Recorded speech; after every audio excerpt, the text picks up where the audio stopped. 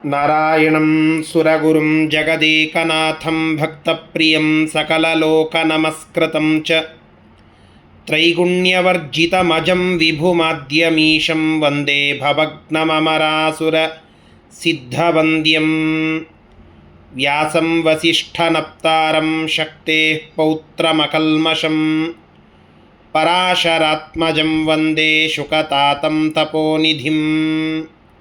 ಶ್ರೀ ಗುರುಭ್ಯೋ ನಮಃ. ಹರಿ ಓಂ. ವಿಷ್ಣು ಸಹಸ್ರನಾಮ ಸ್ತೋತ್ರದ 94ನೆಯ ಶ್ಲೋಕದ ಚಿಂತನೆಯನ್ನು ಇವತ್ತು ಮಾಡೋಣ. ವಿಹಾಯ ಸಗತಿರ್ಜ್ಯೋತಿ ಸುರುಚಿರ್ಹುತಭುಗ್ ವಿಭು ರವಿರ್ವಿರೋಚನ ಸೂರ್ಯ ಸವಿತಾ ರವಿಲೋಚನ. ವಿಹಾಯ ಸಗತಿ ಅನ್ನೋದು ಭಗವಂತನ 1000 ನಾಮಗಳಲ್ಲಿ ಒಂದು. ವಿಹಾಯಸೋ ಗರುಡ ತೇನ ಗತಿ ಯಸ್ಯ ಸಹ ವಿಹಾಯ ಸ ಗತಿ. ವಿಹಾಯಸ್ ಅನ್ನುವಂತಹದ್ದು ಗರುಡನಿಗೆ ಇರುವ ಒಂದು ಹೆಸರು. ಆ ಗರುಡನ ಮೇಲೆ ಏರಿ ಗತಿ ಗಮನ ಹೊರಡುವಿಕೆ ಮಾಡುವ ಭಗವಂತ ಗರುಡ ವಾಹನ. ಆ ಭಗವಂತನನ್ನು ವಿಹಾಯಸ ಗತಿ ಅಂತ ಕರೀತಾರೆ. ಗರುಡನ ಮೇಲೇರಿ ಭಗವಂತ ಗಮನ ಮಾಡುತ್ತಾನೆ ಅನ್ನೋದಕ್ಕೆ ಗರುಡ ಗಮನ. ದಾಸರು ಹಾಡ್ತಾರಲ್ಲ, ಗರುಡ ಗಮನ ಬಂದಾನೋ. ಭಗವಂತನನ್ನು ಗರುಡ ಗಮನ ಅಂತ ಕರೀತಾರೆ. ಭಗವಂತನ ವಾಹನ ಆ ಗರುಡ. ಆ ಗರುಡನಿಗೆ ಇರುವ ಮತ್ತೊಂದು ಹೆಸರೇ ವಿಹಾಯಸ್. ಆ ವಿಹಾಯಸನ ಮೇಲೆ ಬರುವ ಪರಮಾತ್ಮನನ್ನು ವಿಹಾಯಸ ಗತಿ ಅಂತ. ಜ್ಯೋತಿ ಜ್ಯೋತಿರ್ದೀಪ್ತ ಅಂತ ಮಾತು. ದೇದೀಪ್ಯನಾದ, ಕಂಗೊಳಿಸುವ, ಕಾಂತಿಯುಕ್ತನಾದ ಪರಮಾತ್ಮನನ್ನು ಜ್ಯೋತಿ ಅಂತ ಕರೀತಾರೆ. ದೀಪ ಹೇಗೆ ಕಂಗೊಳಿಸ್ತದೋ, ಜಾಜ್ವಲ್ಯವಾಗಿರುತ್ತದೋ, ದೇದೀಪ್ಯವಾಗಿರುತ್ತದೋ, ಹಾಗೆ ಆ ದೇದೀಪ್ಯವಾದ ಒಂದು ಗುಣಕ್ಕೆ ಆಶ್ರಯ ಅದು ಪರಮಾತ್ಮ. ಹೀಗಾಗಿ ಜ್ಯೋತಿ ಅನ್ನೋದು ಪರಮಾತ್ಮನಿಗೆ ಇರುವ ಹೆಸರು. ಸುರುಚಿ ಶೋಭನಾ ರುಚಿ ಯಸ್ಯ, ಯಾರ ಅಭಿರುಚಿ ಅತ್ಯುತ್ತಮವೋ ಅಂತಹ ಭಗವಂತನನ್ನು ಸುರುಚಿ ಅಂತ ಕರೆಯುವುದುಂಟು. ಭಗವಂತ ಸುರುಚಿ ಅಂತ ಅನ್ನಿಸಿಕೊಳ್ಳುತ್ತಾನೆ. ಅಥವಾ ಸುಖೇನ ರೋಚತೆ ಇತಿ ಸುರುಚಿ. ರುಚಿ ಅನ್ನೋದಕ್ಕೆ ಕಾಂತಿ ಅಂತಲೂ ಅರ್ಥ. ರೋಚತೆ ರೋಚನವಾದದ್ದು ಅಂತಲೂ ಅರ್ಥ. ಸುಖದಿಂದ ರೋಚನನಾಗಿದ್ದಾನೆ, ಶ್ರೇಷ್ಠವಾದ ಕಾಂತಿ ಉಳ್ಳವನಾಗಿದ್ದಾನೆ. ಈ ಎಲ್ಲ ಕಾರಣಕ್ಕಾಗಿ ಸುರುಚಿ. ಭಗವಂತ ಶ್ರೇಷ್ಠ ಕಾಂತಿ ಉಳ್ಳವ. ಒಂದು ಕಡೆಗೆ ದೇದೀಪ್ಯನಾದವ, ಇನ್ನೊಂದು ಕಡೆಗೆ ಕಾಂತಿ ಯುಕ್ತನಾದಂಥವ. ಆದ್ದರಿಂದ ಜ್ಯೋತಿ ಸುರುಚಿ ಅನ್ನುವ 2 ಶಬ್ದಗಳು ಪರಮಾತ್ಮನಿಗೆ ಅನ್ವರ್ಥಕ. ಹುತಭುಕ್, ಸೂರ್ಯನಲ್ಲಿ, ಚಂದ್ರನಲ್ಲಿ, ಅಗ್ನಿಯಲ್ಲಿ, ಈ 3 ನಮಗೆ ಬೆಳಕು ಕೊಡುವಂತಹ ವಸ್ತುಗಳಲ್ಲಿ ಭಗವಂತ ತಾನೇ ಸ್ವತಃ ಇರ್ತಾನೆ. ಇದ್ದು ಹುತಭುಕ್, ಅಗ್ನಿಗೆ ನಾವು ಸಮರ್ಪಣೆ ಮಾಡುವ ಹವಿಸ್ಸು, ಅದನ್ನು ಭೋಗ ಮಾಡುವವನು. ಯಜ್ಞೇಶು ಹುತಂ ಭುಂಕ್ತೆ ಇತಿ ಯಜ್ಞಭುಕ್ ಹುತಭುಕ್. ಯಜ್ಞದಲ್ಲಿ ಹುತವಾದ ಹವಿಸ್ಸನ್ನು ಭೋಗ ಮಾಡುವವನು, ಅದನ್ನು ಸ್ವೀಕಾರ ಮಾಡುವವನು. ಆದ್ದರಿಂದ ಪರಮಾತ್ಮನನ್ನು ಹುತಭುಕ್ ಅಂತ ಕರೀತಾರೆ. ಹುತಂ ಭುಂಕ್ತೆ ಇತಿ ಹುತಭುಕ್. ವಿಭು, ಪ್ರಭುವಾದಂಥವನನ್ನು ವಿಭು ಅಂತ ಕರೀತಾರೆ, ಸರ್ವಸಮರ್ಥ ಅಂತ. ವಿಶಿಷ್ಟ ಭವಂತಿ ಯಸ್ಮಾತ್ ವಿಭು. ವಿಭು ಅಂತಂದರೆ ಅನೇಕ ಅರ್ಥಗಳನ್ನು ಹೇಳಬಹುದು. ವಿವಿಧ ಭವತಿ, ವಿವಿಧೋ ಭವತಿ ವಿಶಿಷ್ಟೋ ಭವತಿ. ಸ್ವತಃ ಪರಮಾತ್ಮ ಅನೇಕ ರೂಪಗಳನ್ನು ತೆಗೆದುಕೊಳ್ಳುತ್ತಾನೆ, ಸ್ವತಃ ಅವನು ವಿಶಿಷ್ಟನಾಗ್ತಾನೆ, ವಿಲಕ್ಷಣನಾಗ್ತಾನೆ. ಹೀಗೆ ಇವೆಲ್ಲ ಕಾರಣಕ್ಕಾಗಿ ವ್ಯಾಪ್ತನಾಗ್ತಾನೆ, ಇವೆಲ್ಲ ಕಾರಣಕ್ಕಾಗಿ ವಿಭು. ಇನ್ನೊಂದು ಅರ್ಥ, ನಾವು ಜಗತ್ತಿನಲ್ಲಿ ನೋಡುವ ವಿಶಿಷ್ಟ ಜನರು, ಅವರಲ್ಲಿರುವ ವೈಶಿಷ್ಟ್ಯಕ್ಕೆ ಕಾರಣ ಅದು ಯಾರಿಂದಲೋ ಅವನು ಪರಮಾತ್ಮ ವಿಭು. ಜಗತ್ತಿನಲ್ಲಿ ಅನೇಕ ವಿಶಿಷ್ಟ ಜನರನ್ನು ನೋಡುತ್ತೇವೆ. ಕೆಲವರಿಗೆ ಭಾರೀ ಭಾರೀ ಕಲೆಗಳಿರುತ್ತವೆ, ಅದ್ಭುತವಾದ ಸಂಗೀತ, ನೃತ್ಯ, ಚಿತ್ರಕಲಾ, ಮಾತುಗಾರಿಕೆ, ಏನೇನೋ ಒಂದೊಂದರಲ್ಲಿ ಒಬ್ಬೊಬ್ಬರು ವಿಶಿಷ್ಟರಾಗಿ ಇರ್ತಾರೆ.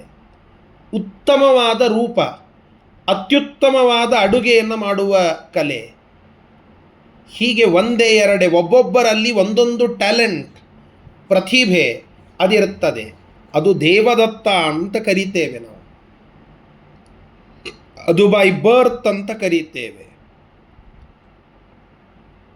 ಆ ವೈಶಿಷ್ಟ್ಯ ಅವರಿಗೆ ಬರಲಿಕ್ಕೆ ಕಾರಣ ಅದು ದೇವದತ್ತ, ಭಗವಂತ ಕೊಟ್ಟದ್ದು ಅದನ್ನು. ಅಂತಹ ವೈಶಿಷ್ಟ್ಯಕ್ಕೆ ಕಾರಣನಾದ ಭಗವಂತ ವಿಭುಹು ಅಂತ ಅನ್ನಿಸಿಕೊಳ್ಳುತ್ತಾನೆ. ರವಿಹಿ, ಗೀತಾ ತಾತ್ಪರ್ಯದಲ್ಲಿ ಒಂದು ಮಾತು, ಸ್ವಜ್ಞೇಯತ್ವತೋ ರವಿಹಿ ಅಂತ ಆಚಾರ್ಯರು ಗೀತಾ ತಾತ್ಪರ್ಯವನ್ನು, ಅಂದರೆ ಗೀತೆಯ ವ್ಯಾಖ್ಯಾನವನ್ನು, ಗೀತಾ ಭಾಷ್ಯ, ಗೀತಾ ತಾತ್ಪರ್ಯ ಅಂತ ಶ್ರೀಮದಾಚಾರ್ಯರು ರಚನೆ ಮಾಡಿಕೊಟ್ಟಿದ್ದಾರೆ.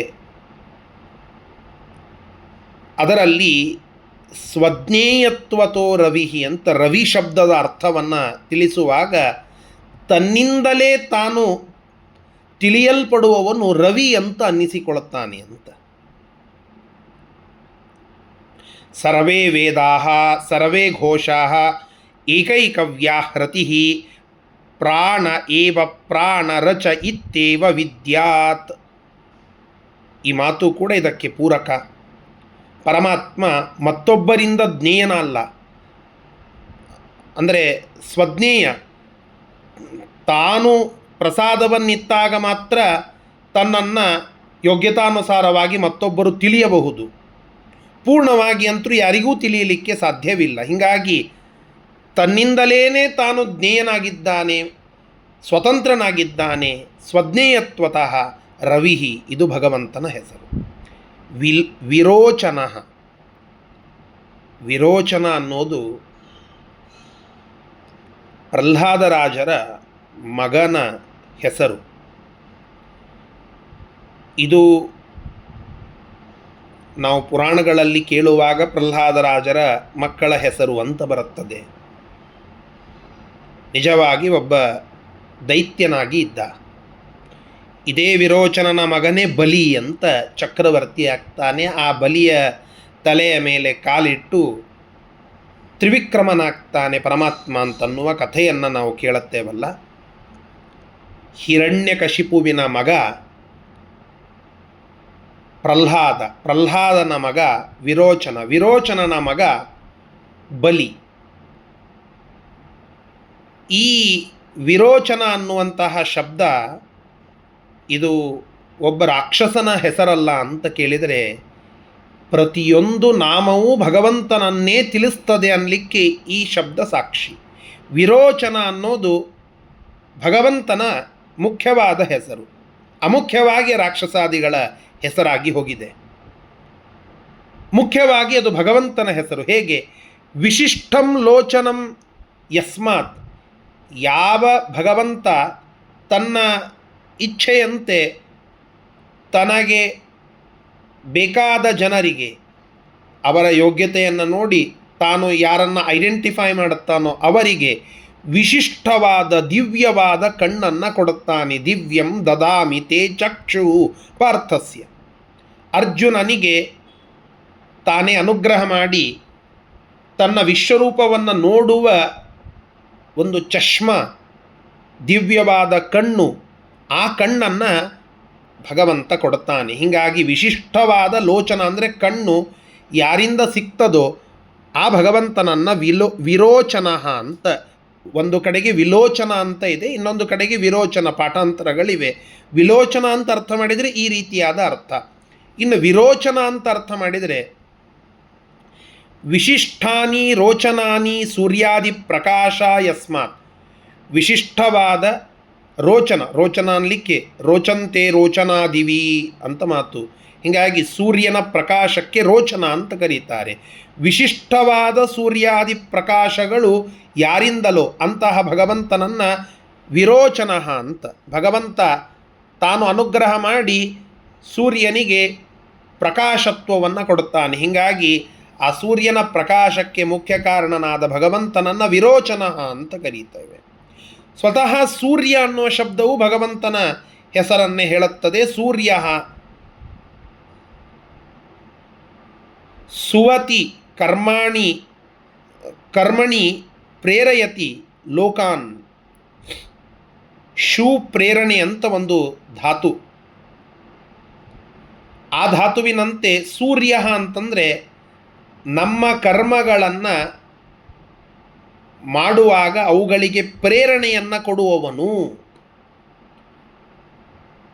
ಇನ್ನೊಂದು ಸೂರಿಗಮ್ಯತ್ವಾತ್, ಜ್ಞಾನಿಗಳಿಂದ ತಿಳಿಯಲ್ಪಡುವವನು, ಅವನು ಸೂರ್ಯ.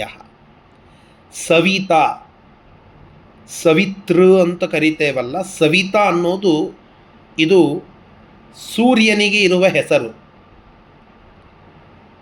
ಸವಿತಾ ಅನ್ನೋದು ಸ್ತ್ರೀಲಿಂಗವಲ್ಲ, ಸವಿತಾ ಇದು ಸೂರ್ಯನ ಹೆಸರು.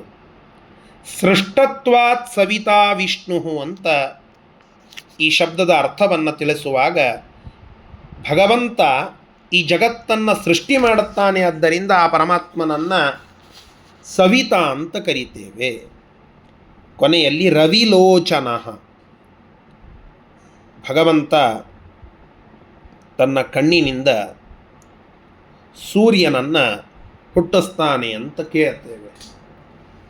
ಆ ಭಗವಂತನ ಕಣ್ಣಿನಿಂದ ಸೂರ್ಯ ಹುಟ್ಟಿದ ಅಂತ.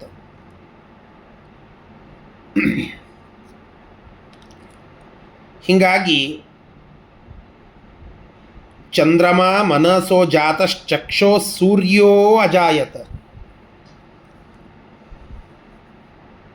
ಭಗವಂತನ ಚಕ್ಷುವಿನಿಂದ ಸೂರ್ಯ ಹುಟ್ಟಿದ.